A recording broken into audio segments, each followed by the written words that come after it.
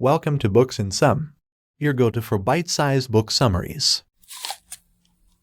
Set Boundaries, Find Peace by Nedra Glover Tawwab. The most important details in this book are that it is important to set healthy boundaries in relationships, and that these book bites are designed to help you remedy unhealthy boundary issues in your relationships. These book bites help you to stand up for yourself by expressing your feelings and asserting your needs, and when you can do that, you'll get less strife and more of what you want from your relationships. Additionally, these book bites can help you learn about the leading causes of divorce and breakup, how many vacation days U.S. Americans squander in total every year, and why your partner might always be passive-aggressive with you. Finally, the book explains that healthy boundaries are about standing up for yourself and being able to count on the people in your life to treat you in a manner that you're comfortable with. Setting boundaries can be uncomfortable, but it is essential for having functional, long-term relationships. Physical boundaries are just one of 6 types of boundaries, which include sexual boundaries, intellectual and emotional boundaries, material boundaries, and time boundaries. These boundaries should aim for a perfect balance between being receptive to positive influences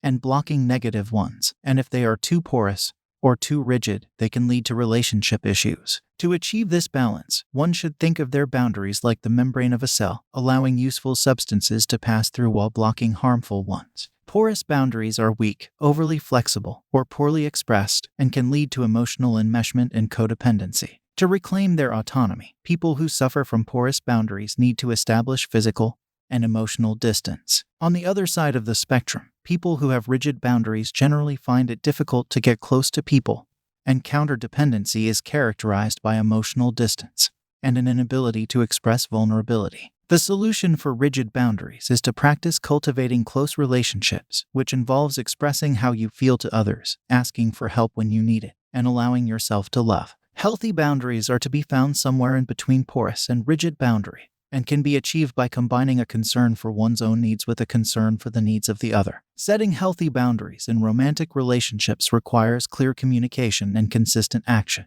Assertiveness is the way to go, as it is a way of communicating your needs openly without attacking the other for having done something wrong.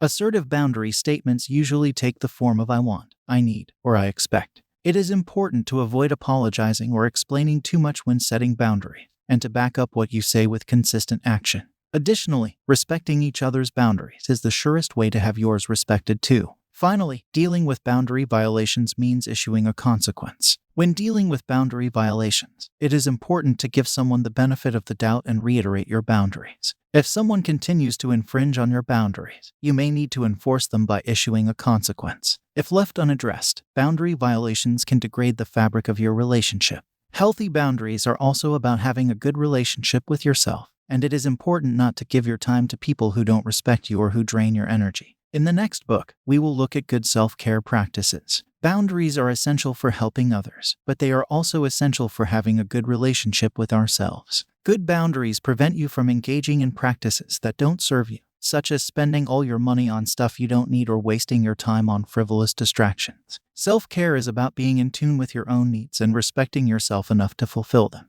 Examples of self-care include saying no to a request when you know you don't have the time to do it, finding time to do things that you enjoy, improving yourself through learning and self-development, and spending time with people who make you feel good. Setting boundaries with family is an important part of becoming an adult. It is important to set boundaries with our parents because that is the only way we will ever grow up.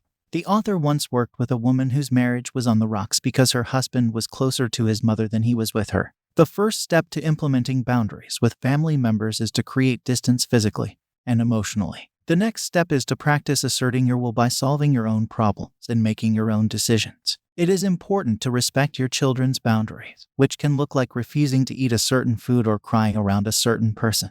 This reinforces the positive habit of asserting oneself and relating to others in a healthy way. Setting boundaries in the office is essential for enjoying your work and doing a good job, as overwork is endemic in our society. To maintain a healthy work-life balance, it is important to get over the idea that being a good employee means saying yes to every request and to do what it takes to get your work done within working hours. To achieve this, delegating tasks when you have too much on your plate, informing co-workers that you'd prefer to save the chit-chat for lunch break, and telling your boss if your workload is too much to handle. Finally, setting boundaries with family members is essential for relating to each other in adulthood. Setting romantic boundaries means clearly communicating your needs and expectations for the future. This is the most important element of a romantic relationship, and poor communication is the leading cause of divorce and breakup. Couples often avoid making direct requests in a relationship out of fear of pushing their partner away, but this fear is unfounded. Setting clear boundaries and expectations will be one of the first things you do as a couple. And by being honest and upfront about how you expect to be treated and what you want to get out of the relationship, you'll both be spared a great deal of heartache and wasted time in the long run. Other conflict-prone topics that should be dealt with early on include how you intend to share finances, how you'll divide up household responsibility, and what your stance is on fidelity. You should know the steps to take when having a difficult conversation in a relationship.